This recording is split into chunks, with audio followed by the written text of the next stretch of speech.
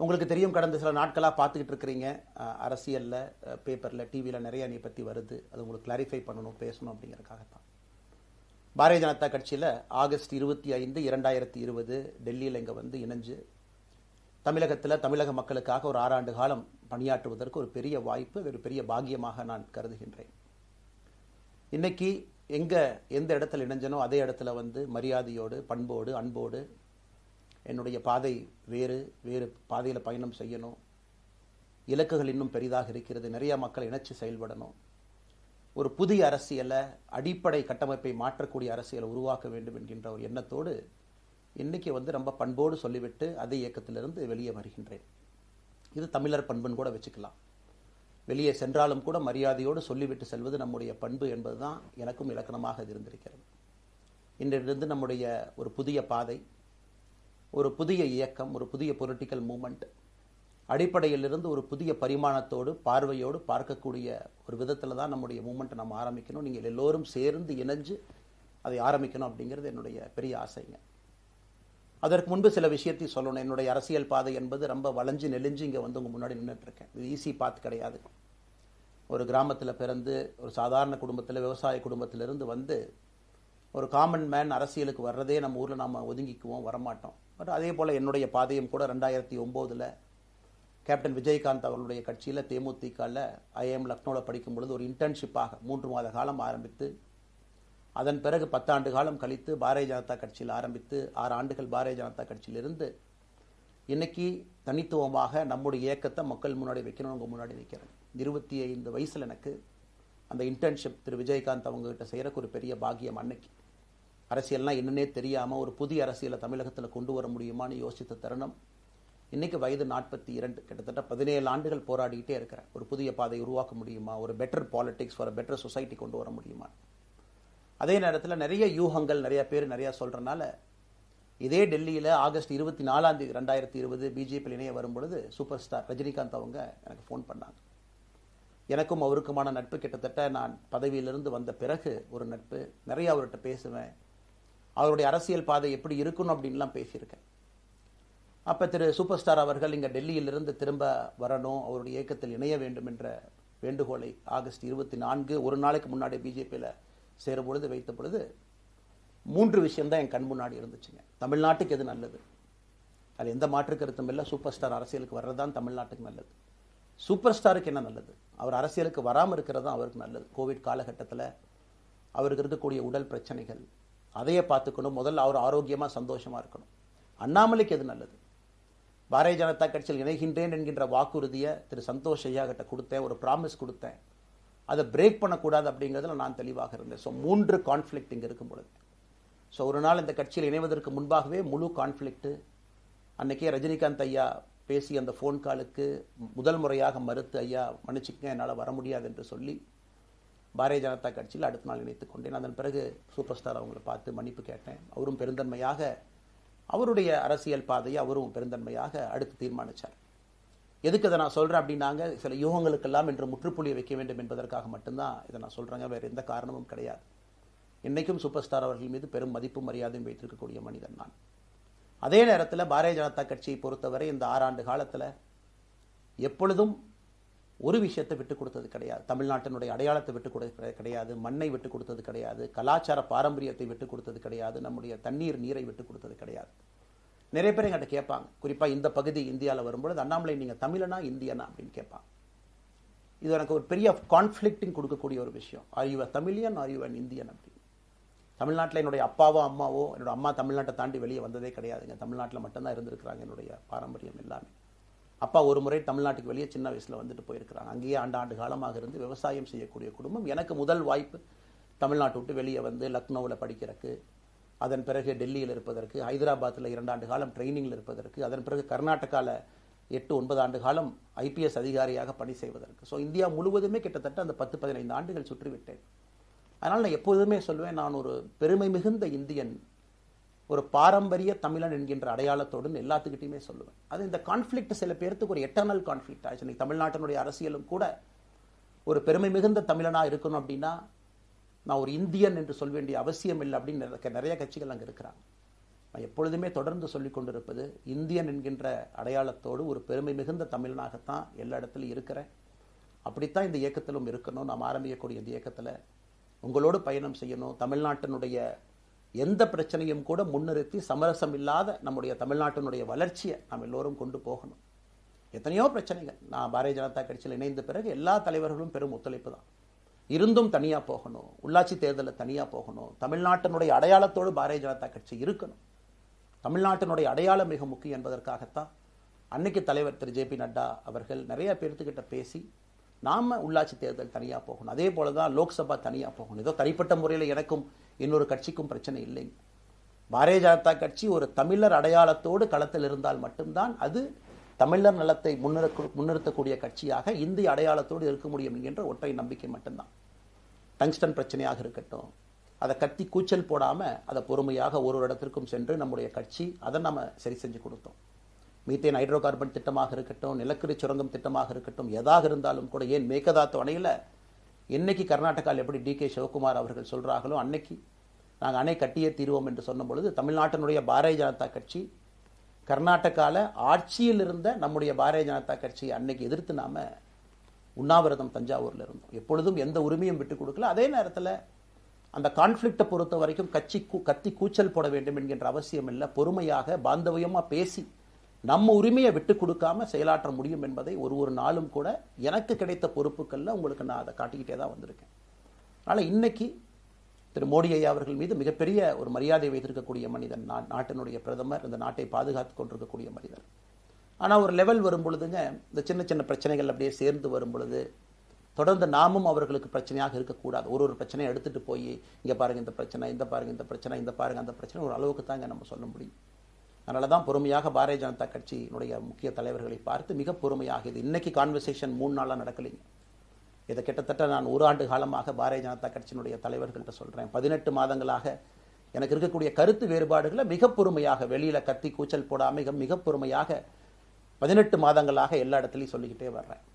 December 4ஆம் தேதி பாரதிய ஜனதா கட்சிக்கு சொன்னேன், நான் கட்சியிலிருந்து வெளியே செல்ல இருக்கின்றேன், இன்றைக்கே உங்களை நான் தயார்படுத்த விரும்புகிறேன், அதனால் நீங்கள் நாளைக்கு நான் எடுத்தோம் கவுத்தன் ஒரு முடிவெடுப்பதாக நீங்கள் நினைக்கக்கூடாது. டிசம்பர் 4, 2024 25 பாரதிய ஜனதா கட்சிக்கு சொல்லியிருந்தேன். தேர்தல் பணியை முடித்துவிட்டு செல்ல வேண்டும் என்று சொல்லியிருந்தார்கள். அதுவும் இந்த கட்சியினுடைய ஒரு உண்மை தொண்டனாக கட்சி சொல்லியிருக்கிறாங்க, தேர்தல் பணியை முடித்துவிட்டு மே கடைசி வரை நம்முடைய பணியை செய்துவிட்டு தான் வெளியே வரணும் அப்படின்னு. அடுத்து நாம் என்ன செய்ய போறோங்க?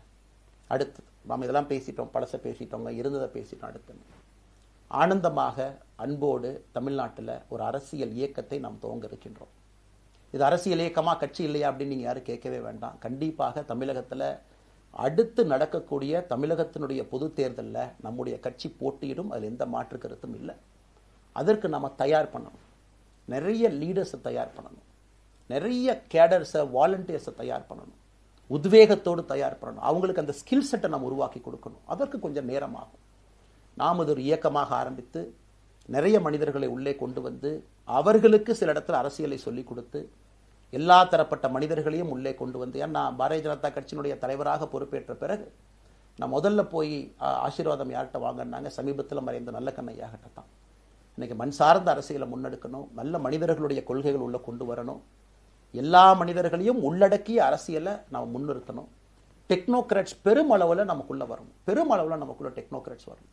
இன்னைக்கு அமெரிக்கா போகிறோம், யூரோப் போகிறாங்க, போய் நமக்கே எவ்வளோ பெருமையாக இருக்குது. ஒரு மிகப்பெரிய நிறுவனம் நிவிடியா எடுத்துக்கங்க, மைக்ரான் எடுத்துக்கங்க, சாம்சங் எடுத்துக்கங்க, இன்டெல் எடுத்துக்கங்க, அங்கே இருக்கக்கூடிய இன்ஸ்டாகிராம், ஃபேஸ்புக், கூகுள், ஆல்பபெட் பார்க்கும் பொழுது வைஸ் பிரசிடென்ட்னு பார்த்தீங்கன்னா ஒரு தமிழன் அங்கே உட்கார்ந்துருக்கிறான். இந்தியன் என்கின்ற அடையாளத்தோடு அங்கே ஒரு தமிழன் அமர்ந்திருக்கின்றார். என்னுடைய கனவு உங்கள் பல பேர்த்த போல அவர்களெல்லாம் திரும்ப இங்கே வந்து அரசியலில் ஏதோ ஒரு விதத்தில் கான்ட்ரிபியூட் பண்ணுறதுக்கு நம்முடைய இயக்கமும் நம்முடைய வருகின்ற காலத்தில் நம்ம ஆரம்பிக்கக்கூடிய கட்சியும் அதற்கு உறுதுணையாக இருக்கணும். அத்தனை டேலண்ட்டை ரிஃபைன் பண்ணி நம்ம கொண்டு வரும். தமிழ்நாட்டினுடைய வளர்ச்சிக்கு எல்லோரையும் நம்ம பயன்படுத்தணும். இதில் எங்கேயுமே கூட நான் பெரிது நீ பெரிது என்று இருப்பதை விட ஒரு வளர்ந்த பாரதம், இந்தியா உலகத்தில் மிக முக்கியமான இடத்துல அந்த பாரதம் வந்து அமரும் பொழுது முதன்மை மாநிலமாக தமிழகத்தை கொண்டு வந்து நிறுத்த வேண்டிய பொறுப்பு நமக்கு இருக்கு. அதற்கு நம்முடைய பொலிட்டிக்கல் கிராமர், பொலிட்டிக்கல் லாங்குவேஜ் எல்லாமே நம்ம மாற்றணும். நம்ம பேசக்கூடிய விஷயம். அடுத்து இன்னொன்று கேட்குறாங்க, நான் கமெண்ட் வர அப்படியே நான் பேச ஆரம்பிக்கிறேன். தமிழ்நாட்டில் இன்னைக்கு ஒரு அரசியல் கட்சி வேணுமான்னு கேட்டிங்கன்னா கண்டிப்பாக வேணும், அதில் எந்த மாற்று கருத்தும் இல்லை. காரணம், ஒரு கடைக்கு போய் நாம் ஒரு டூத் பேஸ்ட்டோ ஒரு அரிசியோ ஒரு பருப்போ வாங்கினா கூட 10 கடை ஏறி இறங்கி எங்கள் அம்மா அதெல்லாம் பார்த்து விலையை பார்த்து தரத்தை பார்த்து பொருளை பார்த்து அத்தனை முறை வாங்கித்தான் பார்ப்பேன். ஏன்னா அது நம்ம உடம்புக்குள்ளே போகிற விஷயம்.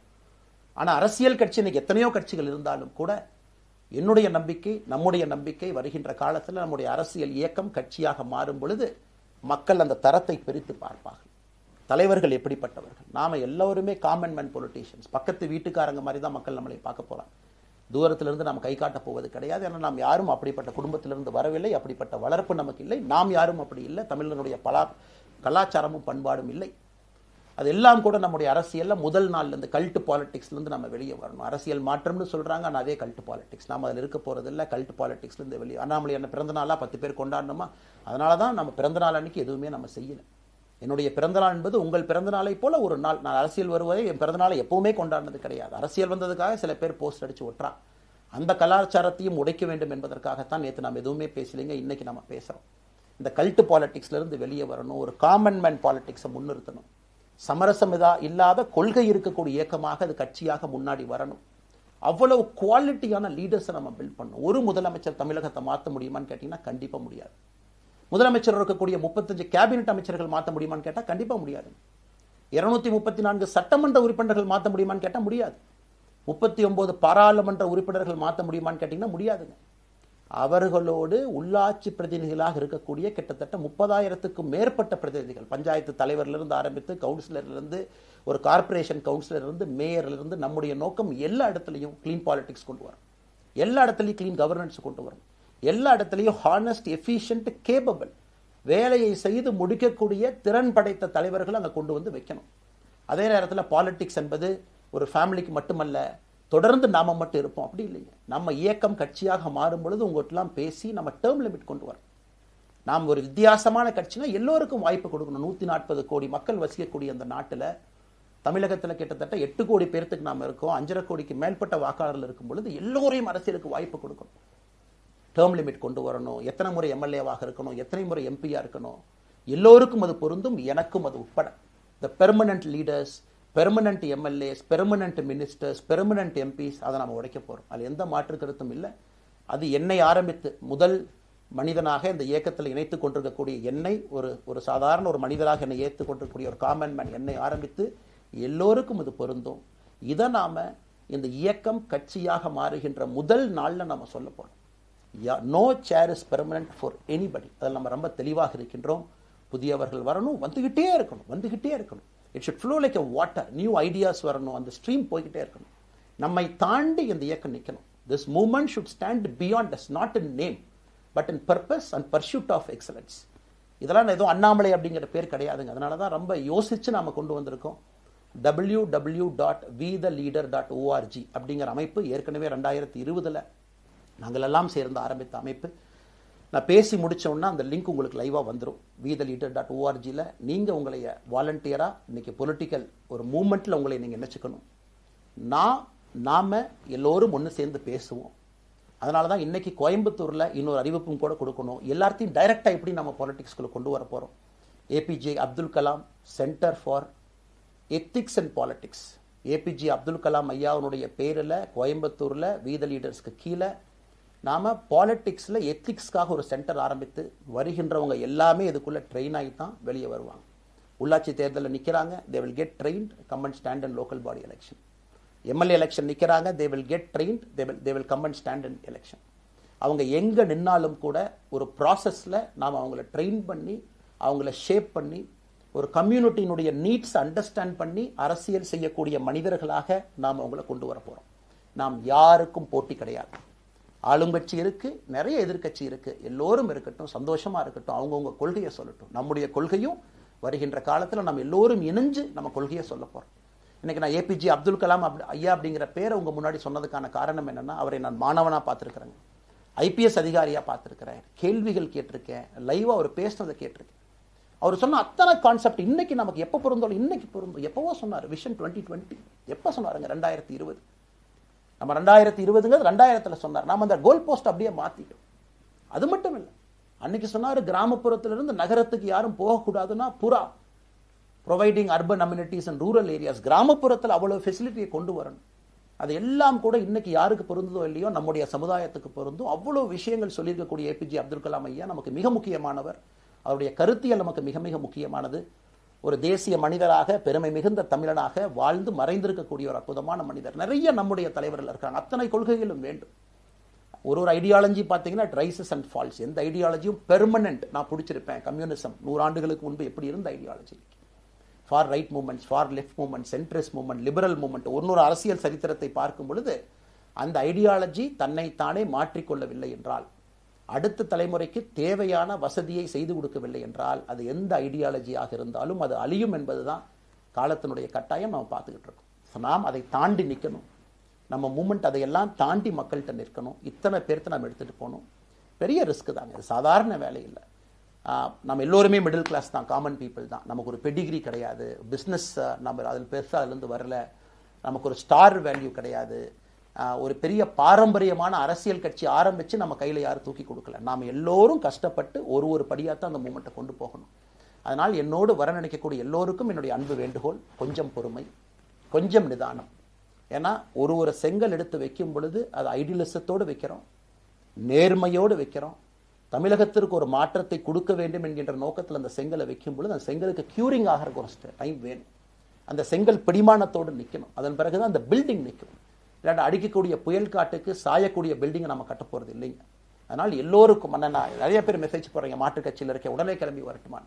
எல்லோரும் சந்தோஷம். wetheLeader.org எல்லோரும் இணைஞ்சு இயக்கமாக அது விரைவில் சரியான நேரத்தில் நாம் அந்த மசில், ஜிம்முக்கு போனால் கூட நேரடியாக 50 கிலோ தூக்க முடியாதுங்க, 10 கிலோலேருந்து 50 கிலோவுக்கு போவோம். நாம் அந்த மசிலை பில்டு பண்ணி அந்த மெட்டில் ஃபைபரை நம்முடைய தோழர்களுக்கு நம்ம பில்டு பண்ண உடனே அது பொலிட்டிக்கல் பார்ட்டியாக அது மாறும். அதுவரை பொறுமை பொறுமை பொறுமை.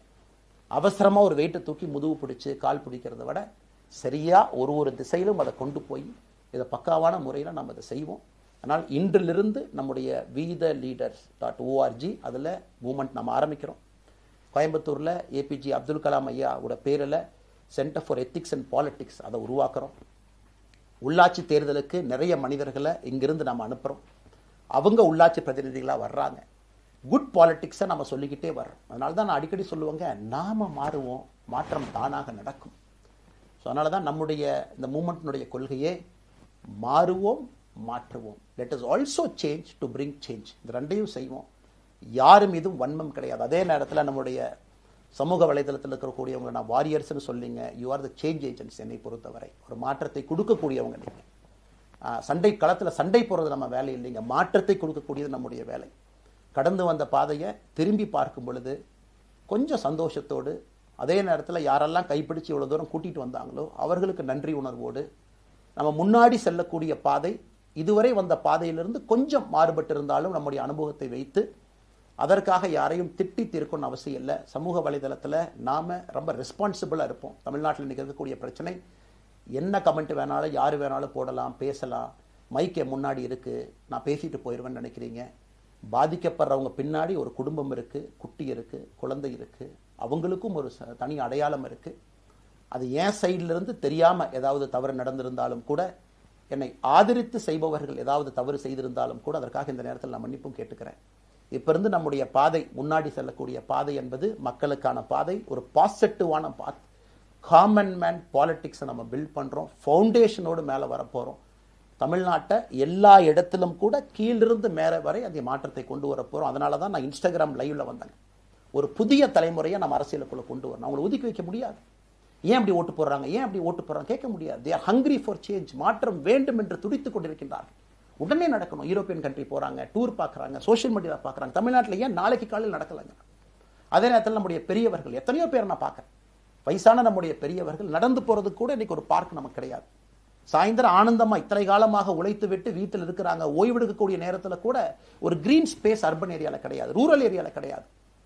இத்தனை 60 ஆண்டு காலம் இந்த நாட்டில் வாழ்ந்தும் கூட கடைசி 20 ஆண்டுகள் நிம்மதியாக இருப்பதற்கான கட்டமைப்பை நம்ம உருவாக்கல. ஸோ எல்லாத்தையும் நம்ம யோசிக்கணும். ஒரு பக்கம் ஜென்சி, ஜென் ஆல்ஃபா யூத் இருக்காங்க, அந்த வேகத்துக்கு தீனி போடணும். இன்னொரு பக்கம் வயதான பெரியவர்கள், முதிர்ச்சி அடைந்தவர்கள், பக்குவப்பட்டவர்கள் இருக்கிறாங்க. அவங்களுடைய கடைசி காலத்தை பக்குவமாக வாழ்வதற்கான வசதியை நாம் ஏற்படுத்தி கொடுக்கணும். அதனால் ரொம்ப நேரம் நான் பேசிக்கிட்டே போலிங்க. அதனால் நிச்சயமாக வருகின்ற காலத்தில் நிறைய பேசுவோம், நிறைய விஷயங்களை நாம் பேசுவோம், நிறைய விஷயங்களை பகிர்ந்து கொள்வோம். அதனால் நிச்சயமாக நமக்கு நல்லது நடக்கும். இன்னொரு கேள்வி கேட்டிருக்கீங்க. ஏன்னா நான் பேச பேச அது அப்படியே மேலே வந்துட்டு இருக்கேன். எனக்கு இது புதுசுங்க, அப்படியே நானும் மேனேஜ் பண்ணி பேசிகிட்டு இருக்கேன். உங்களுக்கும் பிரதமருக்கும் இருக்கக்கூடிய முடிவு, நம்முடைய பிரதமர் மோடி அவர்கள் நம்முடைய பிரதமர், அந்த கௌரவம் இருக்கும். ஆனால் பாரதிய ஜனதா கட்சியிலிருந்து ஒரு விஷயத்தை நம்ம டிஸ்அக்ரி பண்ணுறோன்னா கம்பீரமாக ஸ்ட்ரெயிட்டாக நம்ம டிஸ்அக்ரி பண்ணுவோம். 3 மொழி கொள்கை சமீபத்தில் கொண்டு வந்திருக்கக்கூடிய டைம் டேபிளில் மாற்றம் 2029 தான் 9ஆம் கிளாஸ் பசங்க 3வது மொழியை படிச்சிருக்கூடாது, 2020 மாற்றிய பொழுது நான் குரல் கொடுத்தேன். அதில் எந்த மாற்று கருத்தும் இல்லை. நாம் அப்போஸ் பண்ணுறதுக்காக யாரையும் அப்போஸ் பண்ண மாட்டாங்க, எதிர்ப்பதற்காக நம்முடைய அரசியல் கிடையாது. எப்படி திமுகவை பார்க்கின்றோமோ, எப்படி அதிமுகவை பார்க்கின்றோமோ, எப்படி டிவிகேவை பார்க்குறோமோ, எப்படி அண்ணன் சீமான் அவர்களை பார்க்குறோமோ, எப்படி அண்ணன் அன்புமணி அவர்களை பார்க்குறோமோ, எப்படி இங்கே இருக்கக்கூடிய எல்லா தலைவர்கள், அண்ணன் ஜி.கே. வாசன் அவர்கள், ஏசி சண்முகம் அவர்கள், பாரிவேந்தர் அவர்கள், ஜான் பாண்டியன் அவர்கள், எல்லா கிருஷ்ணசாமி ஐயா அவர்கள், ஐயா வைகோ அவர்கள், அம்மா பிரேமலதா அவர்கள், எல்லா தமிழகத்தில் இருக்கக்கூடிய எல்லா அரசியல் கட்சியினுடைய தலைவர்கள் எப்படி பார்க்கிறோமோ அப்படித்தான் நான் பாரதிய ஜனதா கட்சியை பார்ப்பேன். அதற்காக நம்ம போய் ஒரு வன்மமோ எதுவும் கிடையாது. கட்சி அவங்க கொள்கையை அவங்க முன்னிறுத்த போறாங்க. நம்ம இயக்கத்தினுடைய கொள்கை, நம்ம கட்சியினுடைய கொள்கையை நம்ம முன்னிறுத்த போறோம். யாருக்கும் நாம் போட்டி கிடையாது. மக்கள் முன்னாடி தரம் பார்த்து மக்கள் நம்மை தேர்ந்தெடுப்பார்கள் என்கின்ற நம்பிக்கையோடு மக்கள் முன்னாடி நம்ம நிற்கிறோம். அடுத்து இன்னொரு கேள்வி கேட்டீங்க. அமித்ஷாஜி அவங்கள நீங்க பார்த்தீங்க, போட்டோலாம் வந்துச்சு, என்ன விஷயம் அப்படின்னு. அமித்ஷா அவர்கள்ட்டையும் ரொம்ப பொறுமையாக போய் நான் சொன்னேன், இந்த மாதிரி எக்ஸ்பிளைன் பண்ண நான் போகணும். அதே நேரத்தில் நான் யாரிடமும் சண்டை போட்டு விட்டு தமிழகத்தில் உட்காந்து I am resigning from party நான் அனுப்புகிற ஆள் நான் கிடையாது. எனக்கு அது பழக்கமும் கிடையாது. வந்து நேராக உங்கள் கண்ணை பார்த்து சொல்லிவிட்டு, சில தவறுகள் இருந்தாலும் அதையும் சொல்லிவிட்டு போகக்கூடியதான் என் பண்பு. அதை நாகரிகமாக செய்ய முடியும் என்று நினைக்கின்றேன் என்று சொல்லிவிட்டு தான் வெளியே வந்தேன். அப்படி தான் ஒரு தலைவர்கிட்டையும் பண்ணேன். அதை நாம் எப்பொழுதுமே பண்ணுவோம். நாகரிகமான அரசியலை முன்னெடுப்போம்.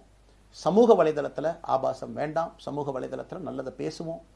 எல்லோரும் அவங்கவுங்க இடத்துல தமிழ்நாட்டு மக்களுக்கு நல்லது பண்ணட்டும். பொறுமை பொறுமை பொறுமை. கடைசியாக இந்த வார்த்தையை திரும்ப நான் பயன்படுத்துகிறேன். பில்டிங் கட்டுறோம், கீழிருந்து கட்டுறோம், அதை சரியான முறையில் கட்டி எடுத்துகிட்டு போகணும். நம்புங்க, கூட இருங்க. 42 ஆண்டுகள் வளைவிஞ்சு நெலிஞ்சு சுற்றி இன்னைக்கு இந்த இடத்துல உங்கள் முன்னாடி வந்து உட்கார்றேன். நிச்சயமாக நம்ம எல்லோரும் சேர்ந்து ஒரு பெரிய புரட்சியை, மாற்றத்தை தமிழகத்திற்காக, ஒரு பாரத நாட்டுக்குள்ள, இந்திய நாட்டுக்குள்ள முதன்மை மாநிலமாக தமிழகத்தை கொண்டு வருவது மட்டும்தான் நம்முடைய குறிக்கோள். வேறு எதுவும் நம்முடைய குறிக்கோள் கிடையாது. அதற்காக நம்முடைய வாழ்வை அர்ப்பணிப்போம். காத்து கொண்டிருக்கக்கூடிய எல்லோருக்கும், கேட்டுக்கொண்டிருக்கக்கூடிய எல்லோருக்கும் உங்களுடைய பொறுமைக்கு நன்றி தெரிவித்து மறுபடியும் சொல்லிக் கொள்கின்றேன். மாறுவோம்,